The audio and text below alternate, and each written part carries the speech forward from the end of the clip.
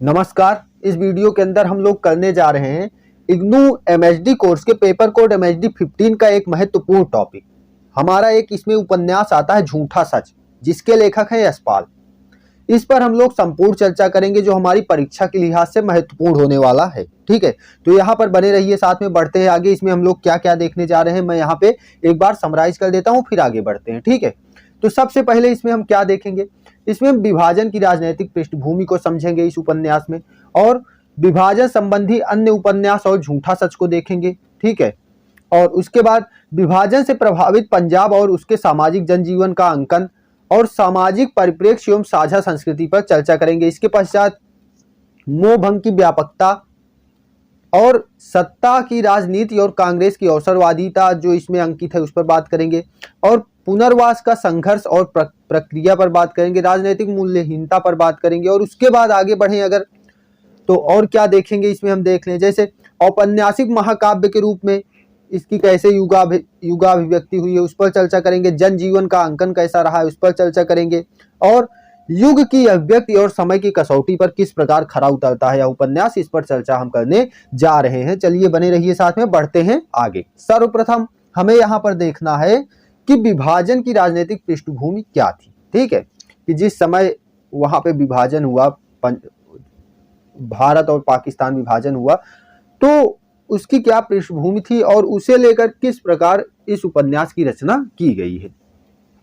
चलिए, तो सबसे पहले लॉर्ड माउंटबेटन ने जो है 1947 में जो है यह योजना पास की। वह भारत आए और फिर उन्होंने भारत आने के बाद वायसराय के रूप में शपथ ली, और 24 मार्च से अप्रैल के मध्य तक माउंटबेटन ने विभिन्न प्रांतों के गवर्नरों और कांग्रेस तथा मुस्लिम लीग के नेताओं से मिलकर वास्तविकता को समझने एवं उस पर कार्य करने का फैसला लिया कि पहले वास्तविकता को समझा जाए। मुस्लिम लीग और कांग्रेस पार्टी के मिलकर इन्होंने बात की और वास्तविकता को समझने का प्रयास किया कि वास्तविकता समझ ली जाए तो उसके हिसाब से कार्य किया जाए कि भारत पाकिस्तान होना चाहिए, भारत और पाकिस्तान का विभाजन होना चाहिए, या फिर जो है एक ही भारत रहे और उसी पर उसे स्वतंत्र कर दिया जाए। तो इस पर विचार हुआ।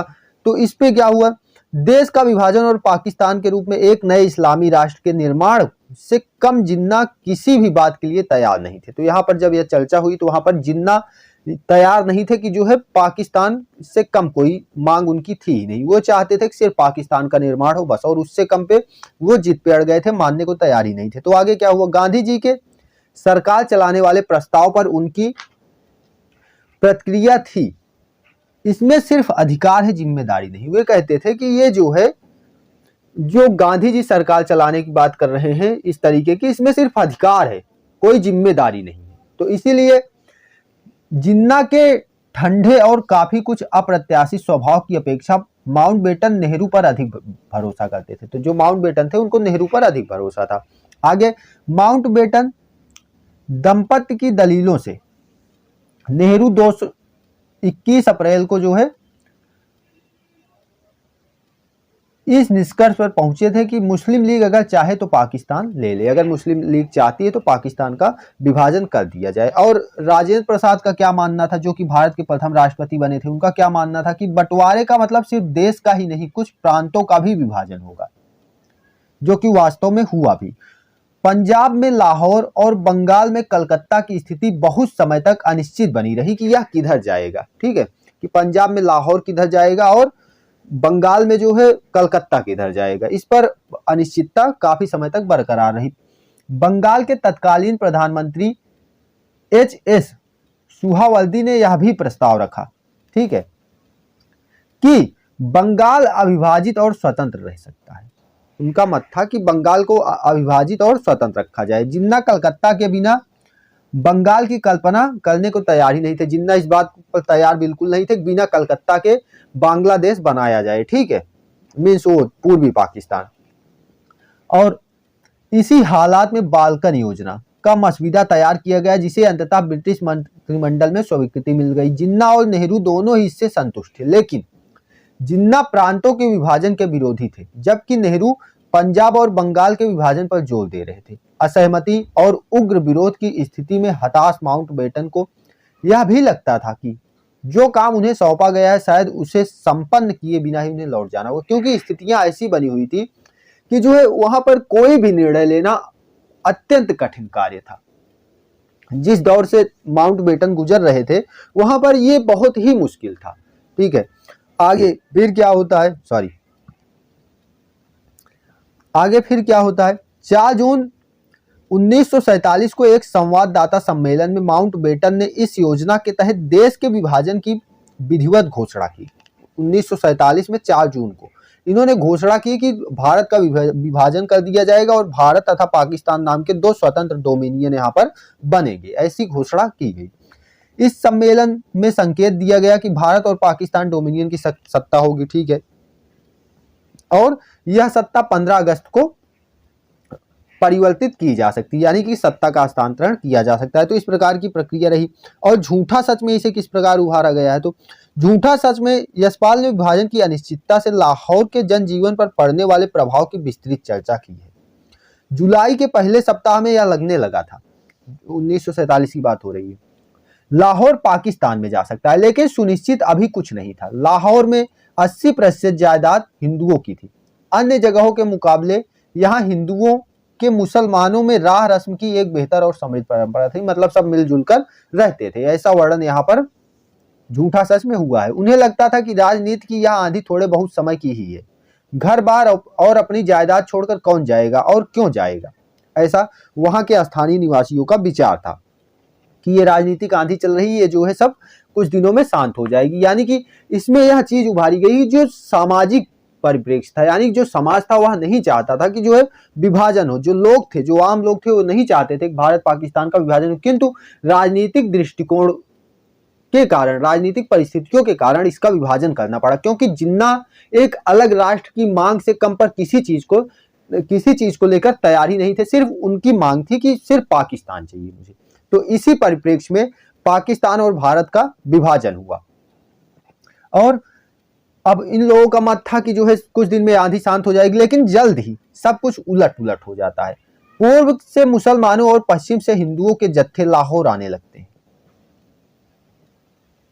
कपूरथला, जालंधर और दूसरे शहरों में मुसलमान तथा सियालकोट, सारगोधा, शेखपुरा आज के हिंदू बड़ी संख्या में दिन प्रतिदिन पहुंचने वाले इन जत्थों के कारण स्वयंसेवी संस्थाओं की व्यस्तता बढ़ने लगती है। ठीक है, तो वहां पे स्वयंसेवी संस्थाएं भी कार्यरत थी, उनकी भी व्यस्तता बढ़ने लगी जब वहां पे भीड़ बढ़ी। तो बड़े और पैसे वाले आदमी इस अनिश्चय और असुरक्षा की स्थिति में लाहौर छोड़कर बाहर जाने लगे थे। डॉक्टर प्राणनाथ की हवेली में आग लगा दिए जाने से उनका पूरा परिवार लखनऊ चला गया था और वह अपनी नौकरी के सबब से सिवाय होटल में रहने लगे। ठीक है, तो उनका काम था, तो वो जो है सिवाय होटल में रहते थे हवेली छोड़कर। डॉक्टर प्राणनाथ उपन्यास के अंदर के पात्र हैं। ठीक है, और बाकी उनका परिवार लखनऊ चला आया था। कनक का परिवार, अब देखिए डॉक्टर प्राणनाथ का परिवार कहाँ गया, लखनऊ गया, और कनक का परिवार नैनीताल चला गया। कनक का परिवार कहाँ चला गया, नैनीताल चला गया। इसके बाद कनक और उनके बहन बहनोई नैयर दंपत्ति, ठीक है, उस छूटे हुए अविभाजित पंजाब में कहीं नहीं लौट सके। ठीक है, तो वह जो है वहां चले आए नैनीताल, और वहां से वो कभी भी वापस उस जो अविभाजित पंजाब था वहां कभी नहीं जा सके, क्योंकि बाद में विभाजन हो जाता है और पाकिस्तान बन जाता है। तो इस प्रकार का घटनाक्रम वहां पे घटित होता है। विभाजन की प्रक्रिया पूरी हो जाने पर उन्हें लंबा संघर्ष करना होता है, फिर भी उनकी लाहौर वाली संपन्न और सुनिश्चित स्थिति कभी नहीं लौट पाती। तो यहाँ पर यह भी देखने को मिलता है कि जो संपन्न लोग थे वो किस प्रकार गरीबी के दंश में धंस जाते हैं। ठीक है, और उसके बाद आगे क्या होता है कि नैयर दंपत्ति के साथ नैनीताल में रहते हुए कनक का संपर्क बना हुआ था। कनक जो है नैनीताल रह रही थी और नैयर दंपत्ति से लगातार संपर्क में थी। उसने पुरी को सूचना दी थी कि किसी पार्लियामेंट के सचिव से उनकी बात हो चुकी है। स्वयं उसके और पुरी के लिए 200 रुपए की नौकरी की व्यवस्था लखनऊ में हो सकती है। मतलब कनक ने बात की थी कि जो है पुरी और कनक दोनों के लिए 200 रुपए की पे नौकरी लखनऊ में मिल जाएगी। इन्हीं दिनों तारा का विवाह होने के कारण पूरी तत्काल लाहौर छोड़ने की स्थिति में नहीं था। ठीक है, क्योंकि कनक का तुरंत विवाह हुआ, उसका क्या बोलते हैं, तारा का तुरंत विवाह हुआ था। ठीक है, मास्टर राम लुभाया जो कि इसके पिता है, ने उससे कह रखा था कि 4 दिन बाद तारा का विवाह निपटाकर वे बेशक 1 या 2 अगस्त तक चले जाएंगे यहाँ से। मतलब अब राम लुभाया सोच रहे थे कि तारा का विवाह कर दें तभी अब घर छोड़ा जाए, क्योंकि ऐसी असमंजस की स्थिति में वहां से निकलना सही नहीं था। ठीक है, लाहौर छोड़ने से पहले सारी अफरा तफरी के बावजूद पुरी के मन में दूर दूर तक ऐसा कोई विचार नहीं था कि उनका यह लाहौर छोड़ना हमेशा के लिए है। बाद में उत्तर प्रदेश से लौटते हुए रेलों और शरणार्थी शिविरों में थर्रा देने वाले दृश्य से उसे जो और जैसे अनुभव होते हैं वे उसकी आस्था को झकझोर देने के लिए काफी थे। यहाँ पर वो कभी ऐसा नहीं सोचता था कि ये जो मैं लाहौर छोड़ रहा हूँ ये परमानेंट, मतलब हमेशा के लिए छोड़ रहा हूँ। लेकिन जब वह घटनाक्रम देखता है, हिंसा देखता है, शरणार्थियों की स्थिति देखता है, तो उसे लगता है कि नहीं, अब कभी वापस मैं वहां नहीं जा पाऊंगा जहां मेरा जन्म हुआ, जहां मैं रहता था। ठीक है, और आगे बढ़े तो हिंसा और सांप्रदायिक उन्माद की उग्र होती आंधी में अगला दिन लाहौर के लिए नए दुर्भाग्य की सूचना लेकर आता है। साहलमी में लगाई गई आग 3 दिन तक जलती रहती है। इसके बाद दूसरे शहर में जैसे आतंक छा जाता है। साहलमी की प्रतिक्रिया में शहर की बस्तियों में दंगे भड़कते हैं। कर्फ्यू और पुलिस की गश्त के बावजूद साहलमी दरवाजे पर हिंदू लड़के द्वारा मजिस्ट्रेट चीमा के पक्षपात से चिढ़कर उसे गोली मार देने की खबर आती है। तो इस प्रकार यहाँ उपन्यास में घटनाक्रम घटित होता है। ठीक है, ये सब राजनीतिक परिप्रेक्ष्य चल रहा है। सब लोग अच्छी तरह से जानते हैं कि अफसर निसंकोच अपने अपने संप्रदाय का पक्षपात कर रहे हैं, जैसे समूची नौकरशाही हिंदू और मुसलमान हो गई है। यानी कि जो हिंदू अफसर है हिंदुओं का पक्ष ले रहे हैं, जो मुस्लिम अफसर है मुस्लिमों का पक्ष ले रहे हैं, ऐसा हो गया था। तो जिस अफसर पर गोली चलाई गई थी वह वही लड़के की गोलियों से छलनी करवा देता है। यानी कि वह उस लड़के को जिसने गोली चलाई थी उसको वही छलनी करवा देता है। लेकिन उसका गुस्सा इतने से शांत नहीं होता। रात को अपने सामने वह साहलमी के बाजार में हिंदुओं की दुकानों के किवाड़ तोड़वाकर मिट्टी का तेल छिड़कवाकर उसमें आग लगवा देता है। क्योंकि उस लड़के ने अफसर पर गोली चला दी थी, तो अफसर इससे गुस्सा कर उस लड़के को वहीं गोलियों से छलनी करा देता है और जितनी हिंदुओं की दुकानें थी वहां पर सब में आग लगवा देता है। और कोई भी आग बुझाने आता तो उसे गोली मरवा देता था, यह कहकर कि कर्फ्यू लगा, तुम लोग बाहर क्यों निकल रहे हो। और फिर अगले दिन क्या होता है, अगले दिन साहलमी दरवाजे में जो आग लगी थी उसे बुझाने के आरोप में पुरी को गिरफ्तार कर लिया जाता है। इन गिरफ्तार किए गए युवकों का मामला पुलिस कई दिन तक अदालत में पेश नहीं करती। उन्हें पुरानी अनारकली हवालात में रखा गया था। इन लोगों को सामान्य कानून सहूलियतों से वंचित रखकर उनके साथ अनुचित कड़ाई की गई, यानी कि अनुचित व्यवहार उनके साथ किया गया। तो इस प्रकार यहां पर होता है। आगे हवालात में बंद लोगों की सूची में पुरी का भी नाम अखबार में पढ़कर कनक का कलेजा धक से रह जाता है। ठीक है, आगे कनक क्योंकि उसकी प्रेमिका है तो उसको जो है वहां पे झटका लगता है। आगे अपने पिता से सच्ची बात छिपाकर अपनी सहेली के यहाँ जाने के बहाने वह पुरानी अनारकली की हवालात में पुरी से मिलती है और बाद में अपने बहनोई नैयर, ठीक है, के द्वारा उनकी जमानत की व्यवस्था करवाती है। कौन करवा रहा है? कनक अपने बहनोई नैयर से पुरी की जमानत की व्यवस्था करवाती है। इस वहशी उन्माद में हर संप्रदाय के नेताओं की भूमिका बेहद अमानवीय और संवेदनहीन थी। भोला पांडे की गली में, ठीक है, खुशाल सिंह और करतारों का जवान बेटा बीर सिंह एक रात घर नहीं लौटता। खुशाल सिंह है और करतारों का जवान बेटा है जिसका नाम है क्या? वीर सिंह। ये घर नहीं लौटते। पूरी रात पूरी गली सकते और शोक में डूब जाती है और वीर सिंह की हर संभव तलाश करने के बावजूद उसका कहीं कोई पता नहीं चलता। तारा को विवाह का हल्दी तेल चढ़ चुकने के कारण उसके पिता उसे शोक में जाने से मना कर देते हैं, लेकिन फिर पूरी के समर्थन से उसे जाने की छूट मिल जाती है। फिर वह जाती है। पिछले कुछ समय में सिखों और मुसलमानों के आपसी संबंध लगातार बिगड़े हैं। इस उपन्यास में ऐसा विभाजन के दौरान ऐसी घटना घटती है, ठीक है। तो वहां पे उनके बीच का जो संबंध था वो बिगड़ जाता है और जो नेता थे वे भड़का रहे थे। भड़का कर वे लोग क्या कर रहे थे? वे लोग पीछे रह जा रहे थे, मर कट रहे थे आम लोग। किसी भी नेता के मरने की कोई खबर इस उपन्यास में नहीं आती, ठीक है। दौलू मामा जैसे लोग वहां पे मर रहे थे, ठीक है। तो यहाँ पर जो दौलू मामा की मृत्यु पर पूरी लिखता भी है कि मामा जब तुमसे खुदा तुम्हारे कातिल का नाम पूछेगा तो तुम्हारी उंगली किसकी तरफ उठेगी। अपने अखबार में लिख रहा है, ठीक है, निर्भीकता का परिचय देते हुए। क्या खुदा नहीं जानता कि तुम्हारे कत्ल के लिए उत्तेजना दिलाने की जिम्मेदारी उन नेताओं पर है जो तुम्हारे जैसे इंसानों को शासन के सिंहासन पर पहुंच सकने का जीना बनाने के लिए जनता का ईंट गारे की तरह प्रयोग करना चाहते हैं।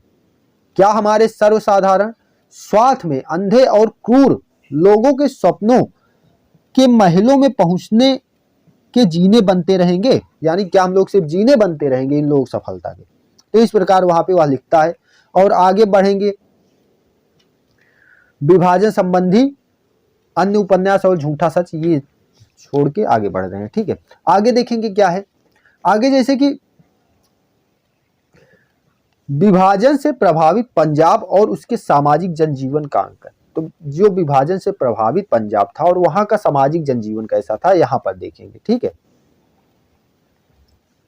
अब कुछ आलोचक हैं, कुछ साहित्यकार हैं जो क्या मानते हैं, रमेश कुंतल मेघ सहित और भी कुछ आलोचकों ने झूठा सच के संदर्भ में टॉल्स्टॉय के प्रसिद्ध उपन्यास युद्ध और शांति का उल्लेख किया है, क्योंकि उनका मानना है कि झूठा सच उपन्यास इसी टॉल्स्टॉय की इसी रचना से प्रेरित होकर रचा गया। यानी कि एक तरीके से इसको इन लोगों ने प्रेरित भी ना कहकर ऐसा माना कि उसी का हिंदी वर्जन इन्होंने प्रस्तुत कर दिया, ठीक है। ऐसा रमेश कुंतल मेघ सहित कुछ अन्य आलोचकों का मत है। झूठा सच के पहले खंड वतन और देश दो खंडों में विभाजित है झूठा सच, जैसा कि मैंने पिछले वीडियो में बताया हुआ है, लिंक डिस्क्रिप्शन में प्रोवाइड कराऊंगा, उसको देख लीजिएगा। क्योंकि अगर यशपाल के कृतित्व और व्यक्तित्व से प्रश्न आएगा तो आप उसी वीडियो के सहारे कर पाएंगे, ठीक है। तो देखते हैं कि झूठा सच का विभाजन वतन और देश का भविष्य दो उपशीर्षकों में विभाजित है, ठीक है, दो खंडों में विभाजित है। तो झूठा सच के पहले खंड वतन और देश में लाहौर के गली मोहल्लों बाजारों का शांत और छोटी छोटी खुशियों भरा जीवन विस्तार पूर्वक अंकित है यहाँ पर, ठीक है। मास्टर राम लुभाया की माँ की मृत्यु से भोला पांडे की गली में उपन्यास शुरू होता है। यानी कि मास्टर राम लुभाया की मृत्यु के साथ जो है यह उपन्यास चालू होता है, राम लुभाया की माँ की मृत्यु के साथ यह उपन्यास प्रारंभ होता है। और ये लोग रहते कहाँ हैं? भोला पांडे गली में, भोला पांडे गली में, ठीक है। यहीं पर जो है जब मास्टर राम लुभाया की माँ का देहांत हो जाता है तो वहीं से यह उपन्यास प्रारंभ होता है। शोक के इस अनुष्ठान के बीच जवान लड़कियों की संगत अलग बैठती है। तारा की तहेरी बहन सीलो, ठीक है, सीलो जो है तारा की तहेरी बहन, मतलब तारा और सीलो ऐसा लिखते हैं। तो राम लुभाया और राम ज्वाया दोनों भाई हैं, ठीक है, मास्टर राम लुभाया और राम ज्वाया दोनों भाई हैं। तो यहाँ पर ऐसा होता है कि राम लुभाया जो है यह तो मास्टर है और भोला पांडे गली में किराए के मकान में रहता है। और जो सीलो है, जो राम ज्वाया है वह 26 वर्ष तक रेलवे में नौकरी किया है। तो उसकी स्थिति सही है, ठीक है, उसकी स्थिति सुदृढ़ है। तो सीलो जो है वह राम ज्वाया की दूसरी पत्नी की बेटी है और तारा जो है वो राम लुभाया की पुत्री है। तो ये दोनों लगभग हम उम्र हैं। तो यहाँ पर आगे क्या होता है, इस समय जब ये घटनाक्रम चल रहा है, जब उनकी माँ की मृत्यु हुई है, उपन्यास का प्रारंभ हो रहा है, तो वहां पर तारा और सीलो दोनों वहां पर साथ में बैठी हुई है। उसकी सगाई हो जाने के कारण दादी के मरने के शगुन के 2 रुपए उसे भी मिले थे। यानी कि उसकी सगाई दादी के मरने से पहले ही हो चुकी थी, तो उसे 2 रुपए शगुन के मिले थे, जबकि तारा उससे कुछ माह बड़ी होने पर भी इससे वंचित रही थी। तारा के यहाँ आते समय गली के मोड़ से 2 आने का ताजा मोगरा दाने दोने में लेकर सीलो उसके यहाँ आती है। सगाई तय हो जाने के कारण उसकी प्रगल्भता कुछ और बढ़ गई है, ठीक है। उसकी भाभी के भैया, ठीक है, उसकी भाभी के भैया के साथ दिन में भी कमरे में बंद रहने कि उसकी बेशर्मी का बयान वह उत्साहपूर्वक तारा से करती है, ठीक है। एक भाभी भैया कमरे में बंद रहते हैं, दिन में भी उस पर वह टिप्पणी करती है और तारा के संकुचित होने पर चिंता किए बिना, ठीक है, जबकि तारा संकुचित होती है इससे, फिर भी उसे कोई चिंता नहीं है, ठीक है। और ये सारी बख्तही वहां पर जो युवा लड़कियां हैं उनमें हमेशा चलती रहती है, ठीक है, युवती लड़कियां उनमें चलती रहती है। आगे वहां पे एक तरफ जो है वहां पे शोक चल रहा है और दूसरी तरफ ये कहानियां चल रही वहां पर बैठकर। मोहल्ले गली में आवाज लगाकर घूमने वाले, तरह तरह का सामान बेचते फेरी वाले, गर्मी की लंबी दोपहरी में मर्दों के काम काज पर निकल जाने के बाद चबूतरे पर लगा औरतों का मेला, और बरतस में इस प्रकार यहाँ पे वहाँ जब जो पुरुष होते थे वो जब काम काज पे निकल जाते थे वहाँ मोहल्ले के, तो औरतें एक जगह इकट्ठा होकर बातचीत किया करती थी, ऐसा वर्णन वहाँ पर उपन्यास में देखने को मिलता है।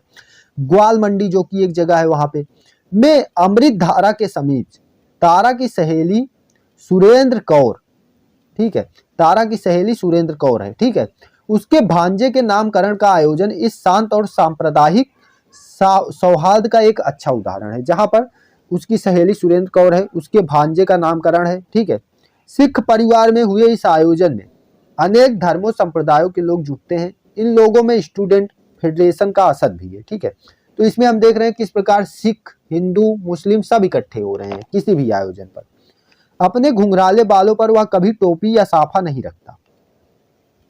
सिख समाज के रीति रिवाज का भी उसे अधिक परिचय न था, ठीक है, यानी कि ना वह जिस धर्म का है उसे बहुत अच्छे तरीके से मानता है, ना उसे सिख धर्म के बारे में ही ज्यादा उसे वह उससे भिज्ञ है, ठीक है। कोई गुरु ग्रंथ साहब की ओर हाथ जोड़े देखकर संगत की प्रति सम्मान के लिए वह भी हाथ जोड़कर बैठ जाता है, ठीक है। यानी कि यहाँ पे इस प्रकार देखते हैं किस प्रकार वहां की सामाजिक दशा का वर्णन है कि वह मुस्लिम होते हुए भी अगर कोई हाथ जोड़कर गुरुद्वारे पे बैठा है तो वह भी बैठ जाता था, ठीक है। उसके अंदर कोई भी ऐसी संकीर्णता नहीं थी जो कि राजनीतिक परिस्थितियों से बाद में उत्पन्न होती है। पास बैठे एक सरदार जी उसे सिर ढक लेने का संकेत करते हैं। किसी हिंदू युवक को सिर पर रुमाल रखे देख वह अपनी जेब टटोलता है। संयोग से वहां रुमाल नहीं था, उसके पास रुमाल नहीं होता, तो पास बैठी तारा उसकी परेशानी समझकर अपना रुमाल उसकी ओर बढ़ा देती है। तो तारा जो कि पूरी की बहन है उसकी ओर अपना रुमाल बढ़ा देती है, उसे दे देती है। इस शांत जीवन में अभी कोई बड़ा भूचाल नहीं आया है, लेकिन शांत तालाब में फेंकी गई कंकड़ियों के मानिंद घटने वाली घटनाओं का सिलसिला चालू हो चुका है। लाहौर के व्यस्त और चकाचौंध पूर्ण बाजार अनारकली का एक दृश्य इस प्रकार वर्णित है कि कड़ाके की सर्दी पड़ने लगी थी। सूर्यास्त के पश्चात तुरंत ही कोहरा उतर आता और आकाश की ओर उड़ते हुए धुएं को नीचे दबाकर नगर पर छत्र की तरह छा जाता था। नाक कान पाले से ठिठुरने लगते। सड़कों और बाजारों में चलते लोगों के नाक और मुंह से भाप के बिरल फूंके छूटने लगती, यानी कि ठंडी का महीना है, ठीक है, ऐसा वहां पे वर्णन है। टांगों में जूते, दौड़ से हाँफते घोड़ों के नथुनों से भाप उड़ती रहती, ठीक है। टांगों में जूते, घोड़ों के दौड़ने से उनके मुंह से भी जो है भाप निकल रही, ठीक है। तो इस प्रकार का वहां पे वर्णन है बाजार का। और झूठा सच और तमस, जो कि तमस भीष्म साहनी का उपन्यास है, यह झूठा सच तमस से प्रायः 1.5 दशक पहले लिखा गया। फिर भी जो नारे वहां पे लगाए जाते थे उसके दौरान की अल्लाह अकबर, पाकिस्तान लेके रहेंगे, ठीक है, इस प्रकार के नारे, जैसे कि अल्लाह अकबर, मुस्लिम लीग जिंदाबाद, कायदे आजम जिंदाबाद, ठीक है, हिंदू मुस्लिम इत्तेहाद जिंदाबाद, तो इस प्रकार के नारे वहां लगते थे, पाकिस्तान लेकर रहेंगे। तो ये सब हमें झूठा सच में भी देखने को मिलता है, जबकि ये तमस से 1.5 दशक पहले लिखा गया था लगभग, ठीक है। और फिर क्या होता है, जैसे जैसे राजनीतिक परिदृश्य बिगड़ता है वैसे वैसे शहर की फिजा भी बिगड़ने लगती है। छतों पर सोने पर दूर दूर तक चीख पुकार और शोर सुनाई देने लगता है। तारा और उषा अपने दुपट्टों में लिपटी होती है, ठीक है। पुरी ने मास्टर साहब की खाट खींचकर बरसाती में कर दी है और स्वयं खुले में लेट गया है। दिल्ली दरवाजे, पीपल बेहड़े और परी महल की ओर से चीख पुकार की आवाजें आ रही थी। रात का दृश्य है और वहां पर चीख पुकार मची हुई है, हाहाकार मचा हुआ है। सब राजनीतिक परिदृश्य के कारण ही वहां का सामाजिक जनजीवन अस्त व्यस्त हो रहा है, ठीक है। आगे सांस्कृतिक परिप्रेक्ष्य और साझा संस्कृति पर बात करते हैं। यहाँ से प्रश्न बना भी है साझा संस्कृति पर, ठीक है, पूछा है यशपाल का उपन्यास और साझा संस्कृति पर टिप्पणी लिखी है। तो इसको देखते हैं किस प्रकार की साझा संस्कृति थी वहां की। लाहौर हिंदुओं, मुस्लिमों और सिखों की सामाजिक संस्कृति का केंद्र था। ननकाना साहिब सहित सिखों के अनेक प्रसिद्ध तीर्थ और पवित्र स्थल उसके आसपास ही थे। अमृतसर का स्वर्ण मंदिर भी उससे बहुत दूर नहीं था। लाहौर में 80% संपत्ति और जायदाद हिंदुओं की थी, हमने पीछे भी बात की, लेकिन छोटे कारीगर और मेहनत मजदूरी करने वाले लोगों में मुसलमानों का अनुपात अधिक था। जायदाद हिंदुओं की अधिक थी लाहौर में, और कारीगर मुस्लिम अधिक थे लाहौर में। जून 1947 में विधिवत पंजाब के विभाजन की घोषणा हो जाती है, पीछे हमने बात की, ठीक है। और किसी निश्चित सीमा रेखा की घोषणा के अभाव में अनुमान लगाया जाता था कि लाहौर किधर जाएगा, भारत की तरफ या पाकिस्तान की तरफ। तो ये एक अनिश्चितता वहां पर बनी हुई थी। झूठा सच में यशपाल सूफी संतों, पीर फकीरों, दरगाहों, सिख संगतों, गुरुद्वारों, लंगरों आदि पर अपने को केंद्रित नहीं रखा। उन्होंने साझा संस्कृति की इस विरासत को वे रोजमर्रा की सामाजिक जीवन में अंकित करने पर अधिक बल देते हैं। यानी कि जैसे सूफी होते थे, वो साझी विरासत थी, उन्हें हिंदू भी मानते थे, उन्हें मुस्लिम भी मानते थे। तो यही तक उन्होंने इसको सीमित नहीं रखा, इन्होंने क्या किया, इसको सामाजिकता तक ले आया है। सुरेंद्र कौर के भांजे के नामकरण के उत्सव में जो घटना घटित होती है, हमने बात की, ठीक है।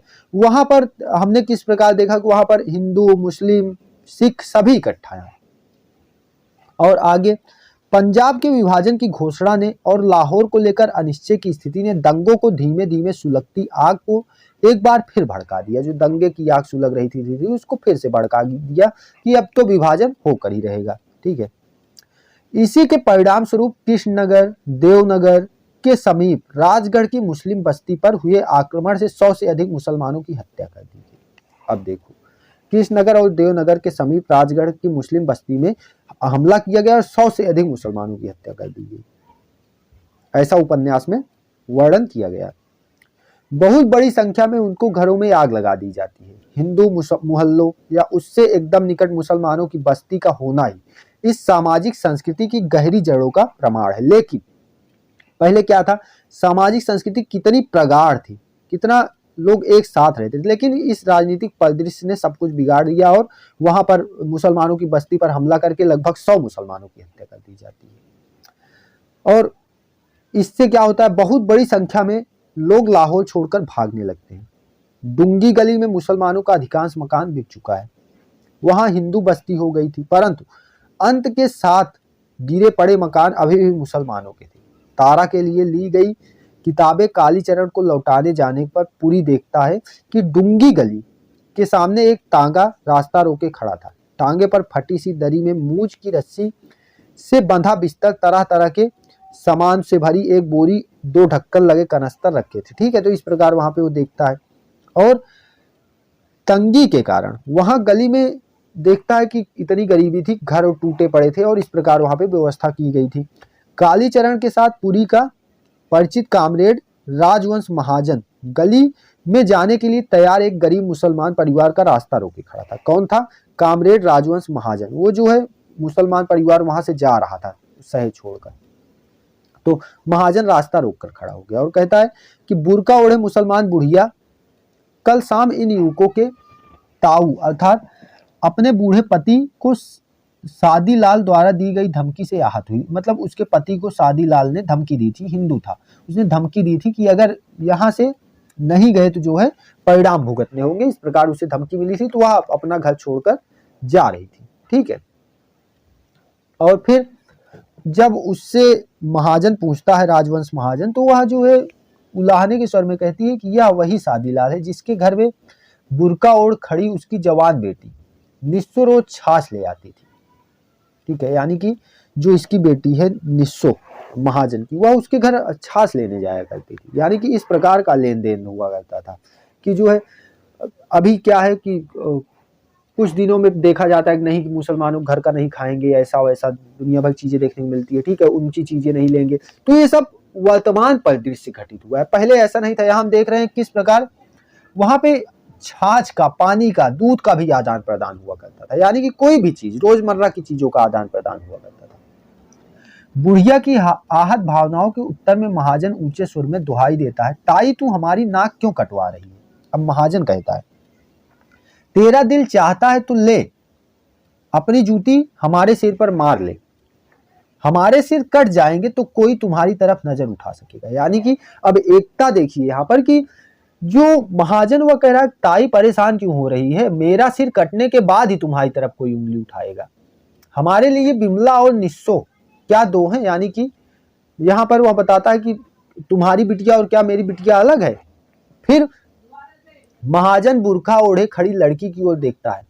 बड़ी चली है बुर्का ओढ़कर गली से भागने, भूल गई तेरे लट्टुओं की डोरियां सलवारों के नाड़े डालने के लिए छीन छीन कर ले जाती थी। ठीक है, कि जो जिससे मैं लट्टू नचाया करता था वो डोरियां मुझसे छीन ले जाती थी अपने सलवार के नाड़े डालने के लिए। अब भी देख ले निशान। महाजन ने कोहनी दिखा दी, बिल्ली की तरह काट लिया था। बुर्का पहने लड़की की गर्दन झुक गई। बुर्के के भीतर उसके हाथ आंसू पोंछने के लिए उठ गए, यानी कि वहां पे इस प्रकार का परिदृश्य घटित होता है कि वहां पर एकदम मार्मिक स्थिति बन जाती है। और आगे क्या है, तो इस प्रकार वहां की साझा संस्कृति का वर्णन है। यही उदाहरण देकर कुछ पैसेज अपनी तरफ से लिखेंगे और ये उदाहरण देंगे तो बढ़िया हमारा उत्तर तैयार हो जाएगा और लिख पाएंगे बेहतर तरीके से। और इसके बाद आगे बात करेंगे इसमें हम लोग मोह भंग की व्यापकता किस प्रकार थी। अगर राजनीतिक परिप्रेक्ष्य पूछता है तो यहाँ अब आगे जो मैं बताऊंगा यहाँ से आप लिख पाएंगे, या फिर पीछे भी जो बताया वो सब राजनीतिक परिप्रेक्ष्य और सामाजिक परिप्रेक्ष्य एक प्रकार से मिला जुला है, आप यही सारी चीजें मिला जुला कर लिखेंगे। अब मोह भंग की व्यापकता कैसे होती है, अब हम लोग आ जाते हैं उपन्यास के दूसरे खंड देश का भविष्य में। तो मोह भंग कैसे होता है वहां पर देखते हैं। देश का भविष्य का आरंभ, जो कि झूठा सच का दूसरा भाग है, जयदेव पुरी के शरणार्थियों के मुफ्त राशन बांटे जाने वाले डिपो के सामने कतार में खड़े होने से होता है। ठीक है, तो यहाँ पर उपन्यास का आरंभ हो रहा है। जयदेव पुरी कतार में खड़ा है राशन की, जहां पे राशन बट रहा है वहां पर। उसके आगे 3 स्त्रियां और 3 पुरुष थे। कतार में सबसे आगे वाली स्त्री राशन देने वाले आदमी से अपने परिवार के अन्य सदस्यों और बच्चों का वास्ता देकर शेर भर आटा और देने का अनुरोध करती है। राशन देने वाला आदमी नियमों का वास्ता देकर उसे अपनी मजबूरी समझाने की कोशिश करता है, और वहीं पर पूरी अपना बिस्तर बगल में दबाए लाइन में खड़ा है। मिलने वाले आटे दाल के लिए वह बिस्तर से चादर निकालने की सोचकर भी इसलिए नहीं निकाल पाता कि वैसा करने पर उसे लाइन से हटना होगा और तब उसकी जगह कई और आदमियों के पीछे हो जाती। नंबर आने पर कमीज के दामन के एक छोर में 1.5 पाव आटा और दूसरे छोर में छटाक भर दाल थामे मंडी बाजार की ओर निकल पड़ता है। थोड़ा आगे चलकर ताजी रोटी की महक अनुभव होने पर आसपास तलाश करने पर उसे एक ढाबा दिखाई देता है, लेकिन कच्चे सामान के बदले रोटी और पकी हुई दाल बदलने के लिए उसके पास जरूरी इकन्नी नहीं थी, यानी कि कच्चा सामान दो और इकन्नी दो तब जाकर वहां पे खाना मिलता। मैहरा हाथ में ली हुई लोई पीटते हुए उसे हिकारत से देखते हुए कहता है, 4 पैसे भी नहीं है, मुफ्त तुम्हें राशन लाया है। पूरी को स्वीकारना पड़ता है कि ऐसा ही है। बिना इकन्नी के बदले में सिर्फ 2 रोटियां और दाल सब्जी के उसके प्रस्ताव को मान लेने के अतिरिक्त पूरी के आगे कोई रास्ता नहीं रहता, यानी कि वो कहता है कि इकन्नी नहीं दोगे तो कम खाना मिलेगा। अपना सामान उसे सौंपकर पूरी दुकान के भीतर बिछे टाट की पट्टी पर बैठ जाता है। फिर उसे ढाबे पर दिहाड़ी शुरू करके अपने लिए कोई आगे का रास्ता निकालने को तैयार होता है कि उसी ढाबे पर दिहाड़ी करूंगा। कम से कम पूरी के लिए यही सूद जी से भेंट होती है और यहीं पर पूरी जो है सूद जी से मिलते हैं, और यहाँ पर मिलने के बाद उनके लिए आगे का रास्ता खुल जाता है। जब वो सूद जी से मिलते हैं तो यहीं पर उनके लिए रास्ता खुलता है पूरी के लिए। पूरी के मोह भंग की प्रक्रिया वस्तुतः और बहुत पहले शुरू हो चुकी थी। कनक का पत्र लेकर नौकरी की तलाश में लखनऊ जाने पर मिसेस पंत और अवस्थी जी जैसे कांग्रेसी नेताओं के व्यवहार से उसे आंतरिक पीड़ा होती थी, यानी कि वह एक ऐसा युवक था जो किसी भी अन्याय के खिलाफ आवाज उठाने में नहीं दबता था। वह डौलू मामा की हत्या पर भी निर्भीकता से लिखता है, जबकि उसका परिणाम उसे कुछ भी भुगतना पड़ सकता था। लेकिन जो सामाजिक परिस्थितियां बनती हैं, राजनीतिक परिदृश्य बनता है, उससे उसका मोह भंग हो जाता है। उसके निवास और कार्यालय के उसके अनुभव उसमें खींच पैदा करते हैं। 15 अगस्त को जब देश स्वाधीन हुआ वह नैनीताल में था। वहीं कनक अपने बहन बहनोई के साथ उसके परिवार में रह रही थी। कनक बहन बहनोई के साथ थी, नैयर जी के साथ, और ये भी नैनीताल में था। स्वाधीनता प्राप्ति पर मनाए जाने वाले जश्न में पुरी को कहीं कोई भावनात्मक हिस्सेदारी नहीं दिखाई देती। वह उसमें भावनात्मक रूप से संलिप्त नहीं रहता। उपेक्षा और अपमान की प्रतिक्रिया उसे तिलमिला देती है। स्वाधीनता की घोषणा के समय कनक उससे साथ रहने का अनुरोध करती है।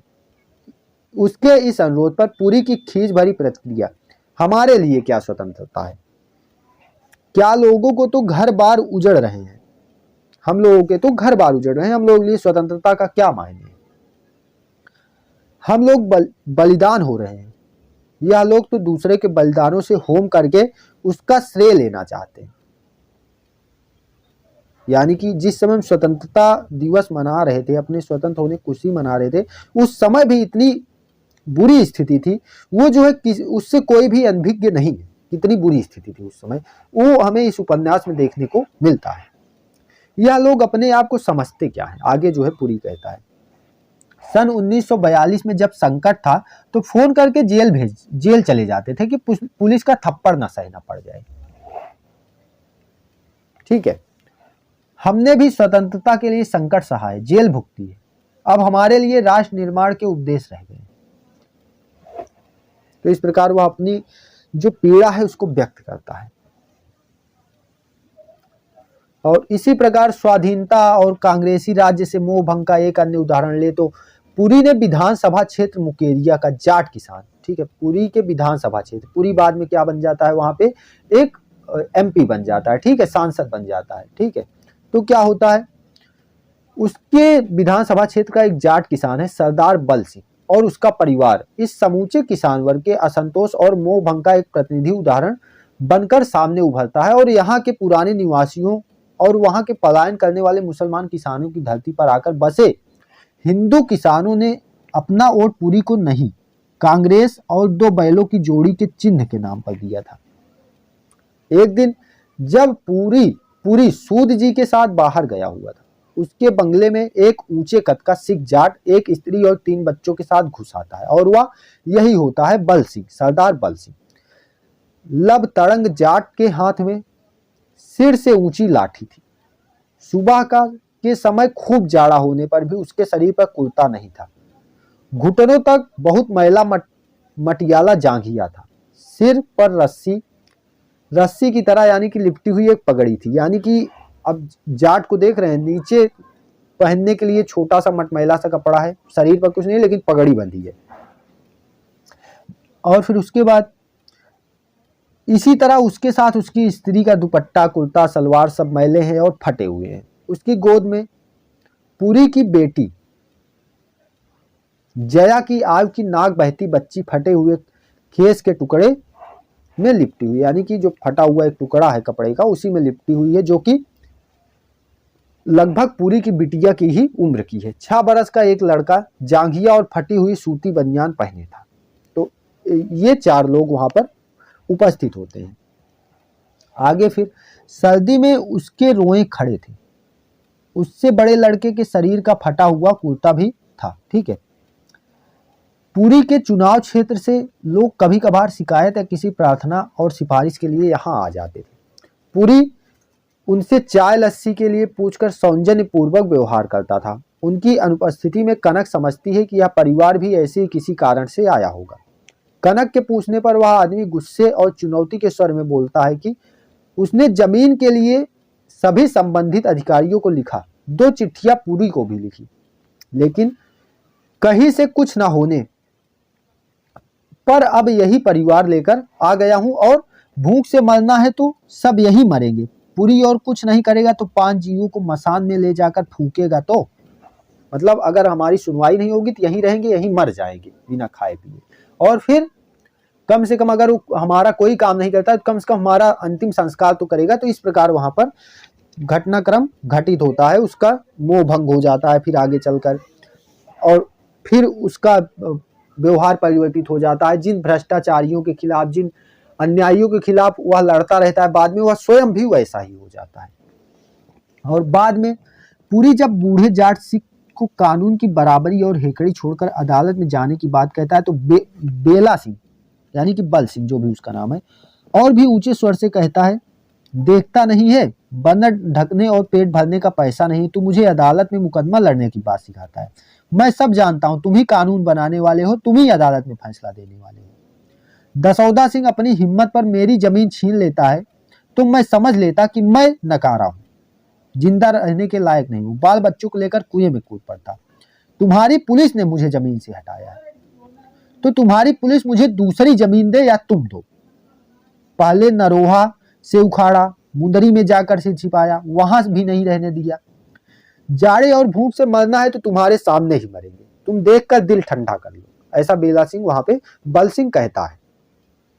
और बल सिंह का एक ही तर्क है कि वह पुलिस और डिप्टी लाट से को नहीं जानता, जो उससे वोट मांगने गया था वह अपने इंसाफ के लिए उसी को पकड़ेगा। ठीक है, वह पुलिस और कानून के पास नहीं जाएगा, वह उसी के पास जाएगा जिसको उसने वोट दिया है। आगे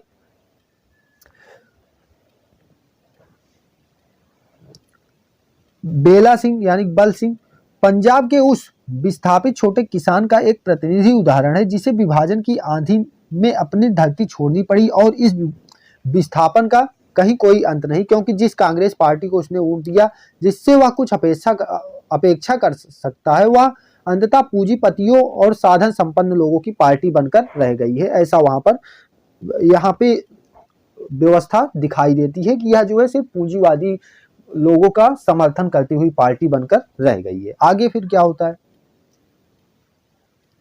आगे अब वह किस प्रकार अन्यायी हो जाता है पुरी वहां पर देखने को मिलता है। सूद की सहायता से पूरी प्रेस और वहां से निकलने वाले अखबार नाजिर का मालिक हो जाता है। ठीक है, यानी कि उस पर उसके खिलाफ कुछ छपता था कभी तो वो उसका मालिक बन जाता है। और फिर कभी लाहौर में पत्रकार की वैचारिक स्वतंत्रता के लिए उसने जो कठिन संघर्ष किया था, वैसी कोई स्वतंत्रता वह अपने अधीनस्थ कर्मचारियों और पत्रकारों को देने को तैयार नहीं था। अब वह जो है कोई भी स्वतंत्रता किसी पत्रकार को देने को तैयार नहीं था, जिसके लिए वह संघर्ष करता था, जेल भी जाता था। तो इस प्रकार उसका व्यवस्था से मोह भंग हो जाता है और वह भी उसी में ढल जाता है।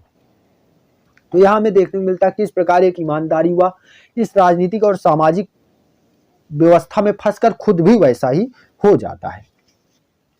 आगे बात करेंगे, जब हम आगे बात करते हैं तो यहाँ हमें देखने को मिलता है कि सत्ता की राजनीति में कांग्रेस की अवसरवादिता कैसी थी। ठीक है, तो सत्ता की राजनीति में कांग्रेस की जनता की हताशा और मोह भंग का मुख्य कारण था कि इतने बलिदानों और संघर्षों के बाद जो आधी अधूरी स्वतंत्रता मिली थी, उसके भी कर्णधार नेता जो थे वे जो है लोगों की अपेक्षाओं पर खड़े नहीं उतर पा रहे थे। धारा सभाओं के सदस्यों को लोग एमएलए ना कहकर घृणा से मैले कहने लगे थे। यानी कि जो विधानसभाएं होती थी उनके जो एमएलए हुआ करते थे उनको लोग एमएलए ना कहकर मैले कहने लगे थे। इस स्थिति के आने में अधिक समय भी नहीं लगा। कांग्रेस के विरोध में कोई दूसरा शक्तिशाली प्रतिपक्षी राजनीतिक संगठन नहीं था, तो लोगों की मजबूरी थी कि कांग्रेस को ही सत्ता में वापस लाए, और कौन आएगा ही। फिर उसके पश्चात देश में जो है स्वाधीनता आंदोलन से लेकर 1952 तक इस समय हम देखते हैं विरोधी राजनीतिक पार्टियों के दमन और कांग्रेस के सत्ता सुख का स्वर्ण काल था। ठीक है, तो इस समय जो है पहले चुनाव तक इसके दमन, विरोधी नेताओं के दमन और कांग्रेस का स्वर्ण काल चल रहा था। काले बाजारियों और भ्रष्टाचारियों के पास के लैंप पोस्ट पर फांसी देने की नेहरू जी की सारी पूर्व घोषणाएं झूठी साबित हुई थी। लोग जानते थे कि किसी विकल्प के अभाव में चुनाव में कांग्रेस ही विजयी होकर पुनः सत्ता में आएगी। तो लोगों में इससे भारी निराशा व्याप्त थी। जो बड़े बड़े वादे कांग्रेसी नेताओं ने किए थे वो सब अधूरे से प्रतीत हो रहे थे। जिस स्वतंत्रता की लोगों को कामना थी वैसी स्वतंत्रता भी नहीं प्राप्त हुई। और ये सारी चीजें हमें उपन्यास में देखने को मिलती हैं, जहां देखते हैं कि हम जयदेव पुरी के रूप में हम देखते हैं, जैसे कि नेता जो थे हमारे समाज के, हमारी राजनीतिक पार्टियों के, उसको हम जयदेव पुरी के रूप में देख लेते हैं। जैसे जयदेव पुरी कभी धांधली और कभी भ्रष्टाचार से घृणा करता था, अपनी नौकरी और भविष्य को भी खतरे में डालकर जो लाभ के लिए संघर्ष करता था। ठीक है, यानी कि जो नौकरी को भी और अपने जीवन को भी, अपने भविष्य को भी खतरे में डाल देता था अन्याय के खिलाफ। अधिकार और सत्ता पाकर वह नैतिक पतन की पराकाष्ठा पर पहुंच जाता है। जब उसे अधिकार और सत्ता मिल जाती है तो उसका नैतिक पतन पराकाष्ठा पर पहुंच जाता है। जिस कनक ने एक ओर तराजू में पूरी दुनिया को और दूसरी ओर उसे रखकर अपने परिवार और संबंधियों के लंबे विरोध के बावजूद उसे पाया था, वह पूरी उर्मिला के प्रसंग में उसे धोखा देता है। ये उसकी नैतिक पतन का उदाहरण है। उसके बाद अपने इस नैतिक पतन के कारण ही वह पिता और परिवार को झूठ बोलकर जालंधर आने से रोकता है, क्योंकि उनसे वह छिपाता है कि वह इस तरह उर्मिला के साथ रह रहा है। सूत जी की सहायता से वह प्रेस और नाजिर नामक अखबार का मालिक बन बैठता है और प्रेस की जिस स्वतंत्रता के लिए, जिस स्वाधीनता के लिए उसने संघर्ष किया था, वही स्वाधीनता वह अपने कर्मचारियों को नहीं देना चाहता। वह अपनी राजनैतिक हैसियत के प्रति पूरी तरह से सजग हो चुका है। अपने और सूत जी के प्रभाव से उसने बाद में पिता को बुलाकर कोल डिपो और रिहायशी मकान दिलवा दिए थे। ये अपनी राजनीतिक पावर का इस्तेमाल करके उसने ये सारे कार्य किए। वह विस्थापित पंजाबियों की नेतागिरी करके अपने वर्चस्व को बढ़ाता है। हाई स्कूल बोर्ड के पाठ्यक्रमों में अनुमोदक समिति सहित वह कई कमेटियों का सदस्य बन जाता है, ठीक है, और कईयों का अध्यक्ष बनता है। और उसके बाद जिस सोमनाथ से अपनी बहन तारा के विवाह का वह विरोधी था, दलाली के, और वैसे ही वह तारा को इसी कार्यक्रमों में उसको भी धोखा देता है। और सोमनाथ और तारा के मध्य घटी घटनाओं पूरी जानकारी के बाद भी सोमनाथ का ही पक्ष लेता है। वह सब कुछ जानते हुए भी कि तारा और सोमनाथ के मध्य कैसे रिश्ते हैं, क्या घटनाएं घटित हुई, उसके बाद भी वह सोमनाथ का ही पक्ष लेता है, या उसके लालच और नैतिक पतन का ही उदाहरण है। तो इस प्रकार यहाँ पे हम देखते हैं कि किस तरह से राजनीति से और कांग्रेस से लोगों का मोह भंग होने लगता है। कांग्रेस में सब कुछ के बावजूद सूत जी जैसे नेता बहुत कम थे जिसके प्रति अभी भी लोगों का विश्वास बना था। कांग्रेसी नेताओं और मंत्रियों के बीच वे बहुत कुछ अफवाहों से मुक्त थे। उनकी ना जमीन जायदाद बटोर लेने वालों के रूप में निंदा थी, ना मकान खड़ा कर लेने या बैंक बैलेंस जमा करने की। उनके विरोधी भी उन्हें दोषों से मुक्त मानते थे। इस प्रकार के नेता थे, ठीक है। तो ऐसे गिने चुने कुछ नेता कांग्रेस में भी थे जिनको जो इन सभी लोभ और आडंबरों से मुक्त थे। उनके हजारों समर्थकों ने उनकी स्थिति से लाभ उठाया और पुरी जैसे उसके समर्थक जो थे उनकी स्थिति का लाभ उठाकर कई चीजों के मालिक बन गए, अमीर बन गए, ठीक है। तो इस प्रकार होता है। कनक और पुरी में क्रमशः विकसित होने वाले मतभेद, इन सब का कारण बनता है उसका नैतिक पतन ही, कि उनके मध्य दूरियां बढ़ती है, मतभेद होता है, वैचारिक मतभेद होता है और कई सारी चीजें होती हैं, ठीक है। और इस मतभेद का विश्लेषण करते हुए गिल कनक से कहता है कि तुम अपने पति को अभी तक ठीक से पहचान नहीं पाई। पुरी अब बंटवारे से पहले वाला लंपन प्रोलिटेरियट यानी कि साधनहीन और बेठौर नहीं रहा। अब वह पेटी बुर्जुआ यानी कि पूंजीपति समुदाय में से संबंधित रहने लगा है, संबंधित हो गया। उसके बाद तमाम पूंजी आ गई, उसका व्यवहार भी परिवर्तित हो गया है। अब उसे सब और अवसर की कमी और व्यवसाय की विषमता नहीं जान पड़ती जैसा कि उसे पहले जान पड़ता था। अब उसके नज़र में सब कुछ ठीक चल रहा है क्योंकि उसकी जिंदगी में सारी चीजें सही चल रही हैं। इस प्रकार यहाँ पर इसका वर्णन देखने को मिलता है। आगे बढ़ेंगे हम लोग तो राजनीतिक मूल्यहीनता के अन्य रूप में भी हम यही उदाहरण डाल देंगे जो अभी हमने पढ़ा, यही चीजें लिख देंगे वहां भी। और उसके बाद आगे देखें तो आगे इसमें क्या चीजें हैं उस पर नजर डाल लेते हैं। औपन्यासिक महाकाव्य के रूप में झूठा सच की चर्चा करेंगे। अब यहाँ इसे महाकाव्य क्यों कहा जाए, कुछ महाकाव्य के गुण इसमें होने चाहिए ना, तो तभी तो इसे महाकाव्य कहा जाएगा। तो इसके रूप में इस पर हम देखते हैं कि औपन्यासिक महाकाव्य की अवधारणा में इसकी क्या युगा अभिव्यक्ति रही है उसे देखेंगे। जैसे उपन्यास को महाकाव्य के रूप में देखे जाने की शुरुआत ब्रिटिश मार्क्सवादी आलोचक रॉल्फ फॉक्स की उपन्यास की विश्व कल्पना प्रसूत संस्कृति और पूंजीवादी सभ्यता की सर्वाधिक महत्वपूर्ण देन घोषित करने के बाद हुई, ठीक है। तो यहाँ पर उपन्यास को महाकाव्य के रूप में देखे जाने की जो परिकल्पना थी वो सबसे पहले राल्फ फॉक्स ने प्रस्तुत की। ठीक है, राल्फ फॉक्स ने अपने उपन्यास और लोक जीवन शीर्षक ग्रंथ में जब उपन्यास को आधुनिक युग का गद्यात्मक महाकाव्य कहा। राल्फ फॉक्स ने सबसे पहले क्या कहा, आधुनिक युग का गद्यात्मक महाकाव्य किसे कहा, उपन्यास को।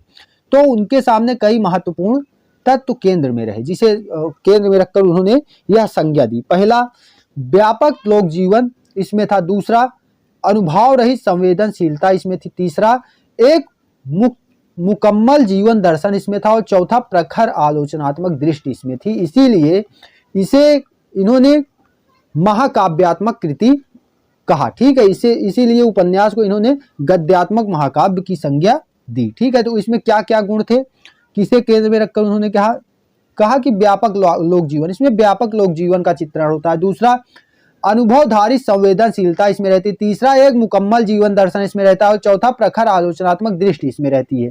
इसके अभाव में सफल सार्थक की रचना संभव नहीं है। इन मानकों के प्रकाश में पश्चिम के आलोचकों ने टॉल्स्टॉय के युद्ध और शांति उपन्यास को पहला महाकाव्यात्मक उपन्यास कहा।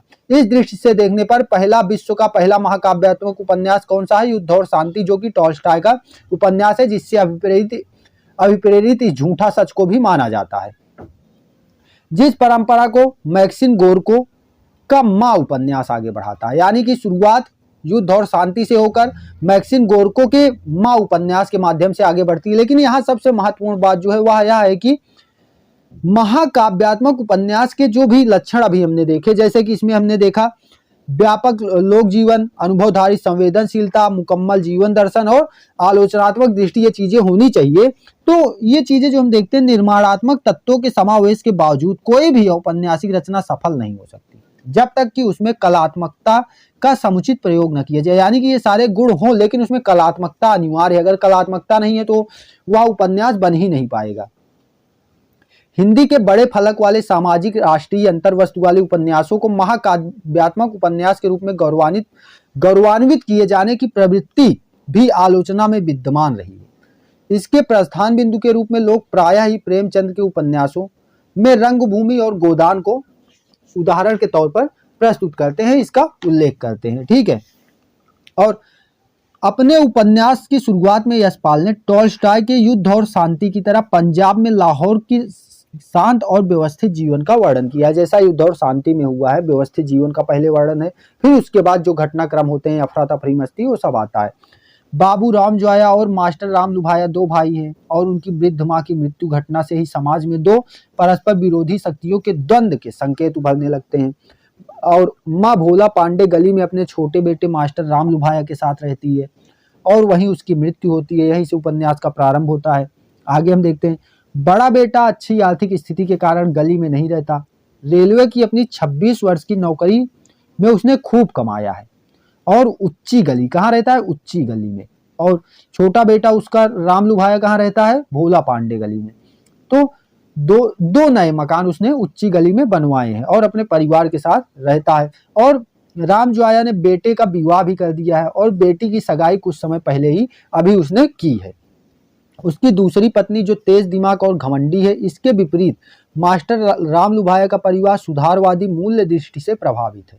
वह डीएवी स्कूल के अध्यापक हैं। मास्टर राम लुभाया कमजोर आर्थिक स्थिति और सादगी को जीवन का आदर्श बनाकर जीने वाला उनका बेटा जयदेव और बेटी तारा करीब अपने ताया के बच्चों के ही उम्र के हैं, लेकिन उनके जीवन और सोच पर पिता के आदर्शों और संघर्ष की स्पष्ट छाप है। यानी कि उनके पिता का जो आदर्शात्मक विचार है वो उनके बच्चों पर भी है, जिसे हम जयदेवपुरी और तारा पे देखते हैं। यशपाल बहुत सूक्ष्मता से दो सगे भाइयों की सामाजिक स्थिति, उसके आय के स्रोतों का, उनके परिवारों की मानसिकता पर पड़ने वाले प्रभाव और उसकी जीवन पद्धतियों को आकलित करते हैं। शीलो के बेहतू और खिलंदरे स्वभाव की तुलना में सगाई हो जाने के बाद भी वह दादी के स्यापे में आने पर तारा के पड़ोसी युवक रतन से लुका छिपी खेलती है। तारा का गंभीर और शांत स्वभाव वस्तुतः पारिवारिक पृष्ठभूमि के अंतर की ओर ही संकेत करता है। यानी कि जो शीलो है उसका स्वभाव खिलंदरी है और तारा का स्वभाव गंभीर है। ठीक है, इसी तरह जयदेवपुरी का संघर्ष ट्यूशने और पत्रकारिता के साथ की जाने वाली पढ़ाई और राजनैतिक सिद्धांतों की सोच की खातिर जेल जाने आदि का अनुभव उसके उस चरित्र का एक पक्ष है जो निम्न मध्यवर्गीय युवक की एक खास पहचान होती है। और बाद में होता परिवर्तन, जो भी इसमें परिवर्तन हुआ वो सब हमने देखा है, ठीक है। और यशपाल ने धीरे धीरे बहुत धैर्य पूर्वक सामान्य सी घटना से शुरू करके देश की राजनीतिक उथल पुथल और थरथराहट भरे दौर में प्रवेश किया है। उपद्रव से पहले का शांत जीवन, सांप्रदायिक सौहार्द और सद्भाव, खान पान और लोक व्यवहार के बीच देश की आगत स्वाधीनता और विभाजन की खबरें जैसे आने वाली आंधी के रूप के पूर्व का ही संकेत है, ठीक है। जैसे वहां पे हम देखते हैं पहले शांति रहती है, तूफान आने से पहले घनघोर शांति रहती है ना, तो वैसा ही यहाँ पे वर्णन हुआ है। यशपाल गली और शहर के बदलते हुए चेहरों को बहुत सूक्ष्मता से अंकित करते हैं, ठीक है। ये सब इसकी विशेषताएं हैं जिससे हम कहेंगे कि हाँ यह जो है महाकाव्यात्मक कृति है, ठीक है। गली में मुसलमान फेरी वालों का आना जाना बंद हो जाता है। गली के युवकों रतन, मेवाराम, वीर सिंह आदि की सक्रियता बढ़ जाती है। जब तब वे अपने चेहरों को कपड़े और पगड़ी से ढके मोची दरवाजे की ओर से भागते हुए आते दिखाई देते हैं। बाबू राम ज्वाया से रतन की साठगांठ शुरू हो गई है और उसकी रेलवे की नौकरी का लाभ उठाकर हथियारों का गुप्त पार्सल भी आने लगा है। नूरा भिस्ती की गली वाली मस्जिद में बम फेंका जाता है, ठीक है। ये सब घटनाक्रम होता है, प्लानिंग बनती है, बम फेंका जाता है, जिसके उत्तर में मुसलमानों के द्वारा पूरबिया हिंदू मोची की हत्या कर दी जाती है, जिसका इन सब घटनाक्रमों से कोई लेना देना नहीं है, जो बरसों से वहीं गली के कोने पर बैठकर जूते गांठा करता था। तो ऐसे घटनाक्रम घटते हैं।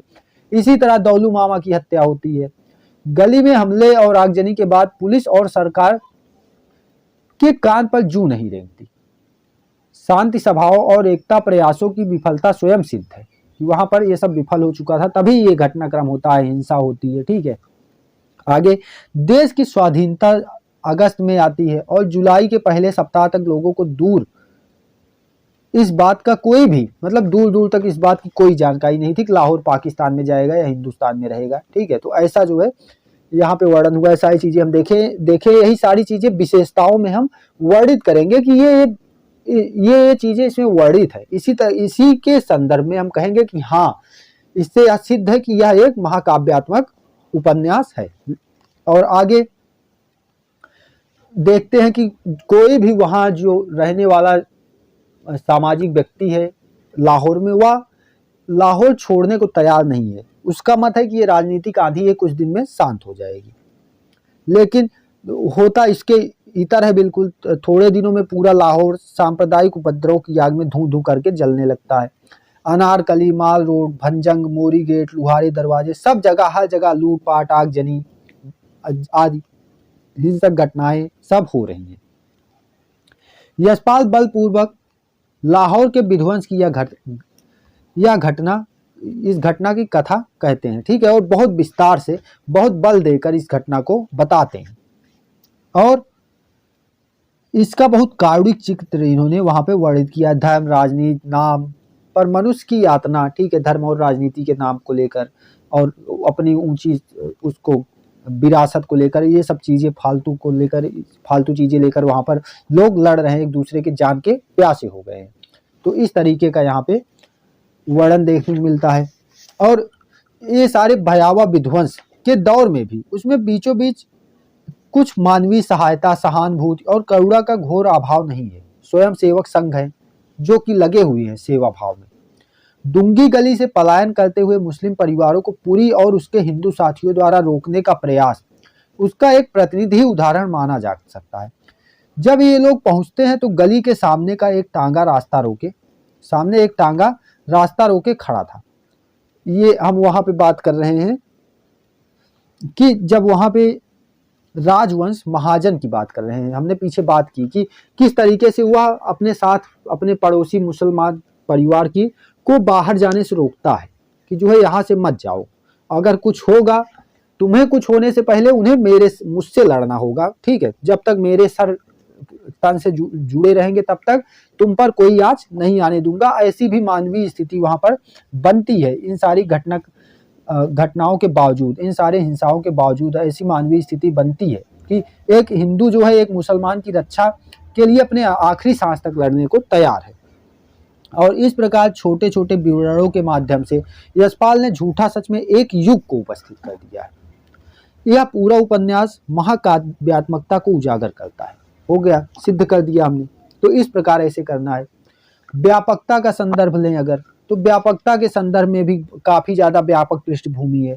ठीक है, पहला खंड जो है लाहौर पर केंद्रित है और दूसरा खंड दिल्ली पर केंद्रित है। पहला खंड जो है वहां पर वो प्रारंभ होता है राम लुभाया की मां की मृत्यु से, और दूसरा खंड प्रारंभ होता है कि राशन की डिपो पर पूरी खड़ा हुआ है लाइन में, ठीक है, राशन लेने को, यहां से प्रारंभ होता है। अब देखते हैं जनजीवन का अंकन किस प्रकार इस उपन्यास में हुआ है। ठीक है, हालांकि हमने सारी चीजें देख ही ली हैं ओवरऑल, फिर भी देख लेते हैं जनजीवन का अंकन किस प्रकार है। झूठा सच का प्रमुख आकर्षण इससे अलग और बाहर कहीं है। ठीक है, जैसे वहां पे हम देखते हैं कि जो इसका आकर्षण है वो उसके जनजीवन में, इन सारी राजनीतिक परिस्थितियों में, उन उथल पुथल के बावजूद जो उसका प्रमुख आकर्षण है उसके जनजीवन में है, रहन सहन में है। उपन्यास के मुख्य पात्रों से अधिक महत्व उसमें बहुत बड़ी संख्या में उपस्थित छोटे पात्रों का है, जो उपन्यास के ताने बाने में बहुत सूक्ष्मता से विन्यस्त रहते हैं। गलियों में घूमने वाले, फेरी वाले, स्यापे और विवाह आदि अवसरों पर गाए जाने वाले गीत और प्रथाएं, छोटी छोटी आशाओं और संघर्षों के बीच जीने वाले गलियों मुहल्लों के लोगों की उपन्यास मूल अंतर्वस्तु को उजागर करती है। ठीक है, राजनैतिक जुलूसों और मीटिंगों की गहमा गहमी, नारे लगाते और भाषणों में यशपाल ने उनकी विचारधारा की विश्वसनीयता का पर्याप्त ध्यान दिया है। वे तो उन भाषणों की तिथियों और समय को भी वास्तविक बनाते हैं, ऐसा यहाँ पे सारी तिथियों को वास्तविक बनाते हुए वर्णन किया गया है। और भोला पांडे गली में बेहद शांत भाव से चलने वाला जीवन हिंदू तथा रक्षा समिति की स्त्रियों के आने के बाद वैसा नहीं रहता जैसा वह था। नूरा भिस्ती, दौलू मामा, खुशाल सिंह, करतारो, पूरणदेवी जैसे सैकड़ों पात्र उपन्यास में हैं। वे सब बहुत थोड़े समय के लिए उपन्यास में आते हैं, लेकिन जब भी आते हैं जीवन के उस वैविध्य और विस्तार को रेखांकित करते हैं जो सब कहीं ठाठे मारता दिखाई देता है। दंगों से आतंकित लोगों की मनोदशा, आत्मरक्षा के सामूहिक प्रयास, दंगों और उपद्रवों के बीच लोकाचार और मांगलिक पर्व, ये सारी चीजें उपन्यास का एक बड़ा भाग घेरती हैं। हताश और बेरोजगार युवक, राशन की लंबी कतारें, शरणार्थियों के जत्थे और पुनर्वास के लिए संघर्ष करती पंजाबी जनता, यही सब झूठा सच का वास्तविक सच है। विभाजन की राजनीति से संबंधित कुछ पात्रों की प्रतिक्रियाओं का विश्लेषण जनजीवन की उपस्थिति और मानसिकता की दृष्टि से उपयोगी हो सकता है। उस विभाजन की राजनीति के निहितार्थ पर टिप्पणी करते हुए पंडित गिरधारी लाल कहते हैं, भाई लीग तो एब्सर्ड डिमांड करेगी। इटली ने उन्हें बढ़ावा दे दिया है कि जिस तजवीब में लीग शामिल नहीं होगी उसे ब्रिटिश सरकार मंजूर नहीं करेगी। यानी कि अगर किसी भी बैठक में, अगर किसी भी नियम कानून में कोई रूल आ रहा है उसमें अगर लीग नहीं शामिल होगी तो उसे मंजूरी नहीं मिलेगी। और जब आप डेमोक्रेसी की बात करते हैं तो लीग और कांग्रेस पर सवाल ही क्या करना। तो इस प्रकार यहाँ पर पंडित गिरधारी लाल कहते हैं। इस विभाजन के नेताओं की भूमिका पर पुरी की टिप्पणी है। मास्टर तारा सिंह पुरी कहता है विभाजन के नेताओं की भूमिका पर बात करते हुए कि मास्टर तारा सिंह खुद तो कृपाण लहराकर लाहौर भाग गए, लेकिन सिखों और मुसलमानों का शत्रु बनवा दिए। कि जो मास्टर तारा सिंह थे वो तो जो है बहकाकर लड़ाकर भाग लिए और यहाँ सब आम जनमानस लड़ रहा है। तो इस प्रकार इस तरीके से इसमें उदात्त तत्व उपस्थित होता है और यह एक इसे महाकाव्यात्मकता प्रदान करता है। ठीक है, आगे बात करेंगे युग की अभिव्यक्ति और समय की कसौटी किस प्रकार है। तो यशपाल ने जब इस उपन्यास को लिखने का कार्यक्रम प्रारंभ किया, जब वो तैयारी बना रहे थे, तो सन 1931 के बाद यशपाल शायद ही कभी एक आध बार लाहौर गए होंगे। ठीक है, क्योंकि उसके बाद इनका जो है वहां से निष्कासन हो गया था, इनको जेल हो गई थी, जेल के बाद निष्कासन हो गया था। जब आप इनके व्यक्तित्व और कृतित्व वाली वीडियो देखेंगे तो वहां से क्लियरिटी आ जाएगी, वहां से समझ आ जाएगा। ठीक है, और सन 1932 में पुलिस मुठभेड़ में उन्हें जो है गिरफ्तार कर लिया जाता है। 1938 में फिर उनकी रिहाई होती है कांग्रेस का अंतरिम मंत्रिमंडल बन जाने के बाद। तब फिर ये लखनऊ आकर बस जाते हैं और यहीं से अपना संचालन करते हैं। और सन 1938 से 47 के बीच 2 बार वे पंजाब अवश्य गए, लेकिन लाहौर शायद ही कभी गए हों। देश के विभाजन के समय यशपाल लखनऊ में ही थे और प्रकाशवती कुछ स्थानीय स्वयंसेवी संस्थाओं से जुड़कर पंजाब से आए शरणार्थियों के राहत कार्यों में शामिल थे। झूठा सच लिखने जाने का विचार वस्तुतः उनके मन में इसी समय आया, यानी कि विभाजन के समय ही झूठा सच लिखने का विचार उनके मन में आया। इस गंभीर और विशाल तैयारी के परिणाम स्वरूप जब उन्होंने ये सारी चीजें की और फिर उन्होंने उपन्यास लेखन तैयारी की, तो वे झूठा सच को अपने युग का एक प्रामाणिक साक्ष्य बना पाने में सफल हुए।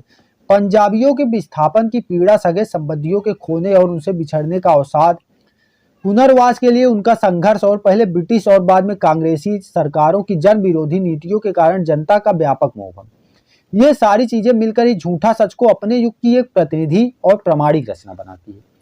झूठा सच का लिखा जाना 1956 से शुरू हुआ। कब से? 1956 से।